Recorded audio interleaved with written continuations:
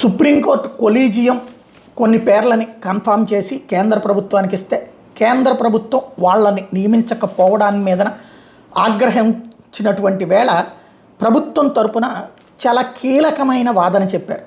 Supreme court collegium ఇటీవల వివిధ high court న్యాయమూర్తులు సిఫార్సు చేసిన జడ్జి నియామకం ఆలస్యం కావడం మీద అటార్నీ జనరల్ ఆర్ వెంకటరమణ కీలక వ్యాఖ్యలు చేశారు. ఈ నియామకాలకు సంబంధించినటువంటి సున్నితమైన సమాచారం కేంద్రం దగ్గర ఉందని అందుకే ఆలస్యం అవుతుందన్నారు. ఈ మేరకు చీఫ్ జస్టిస్ డివై చంద్రచూడ్ నేతృత్వం ధర్మాసనానికి చెప్పారు. నాకు కొంచెం సమాచారం లభించింది, నేను దాన్ని మీతో పంచుకుంటాను. సమాచారం గోప్యమైంది, సున్నితమైంది. దీన్ని బహిర్గతం చేయడం వల్ల వ్యవస్థకి ప్రయోజనం కాదు. ఈ వివరాలను నా సూచనల్ని మీ పరిశీలన కోసం సీల్డ్ కవర్లో పంపిస్తున్నాను ధర్మాసనానికి ఏజీ చెప్పారు. సుప్రీంకోర్టు కొలీజియం చేసిన సిఫార్సులను కేంద్ర ప్రభుత్వం నిర్ణీత సమయంలో ఆమోదించాలంటూ న్యాయవాది హర్ష విబోధ్ చేసిన పిటిషన్ మీద విచారణ సందర్భంగా ఈ సంచలనాత్మకమైనటువంటి చర్య జరిగింది. ఏంటి ఆ సున్నితమైన సమాచారం అన్నటువంటి తేలాల్సి ఉంది.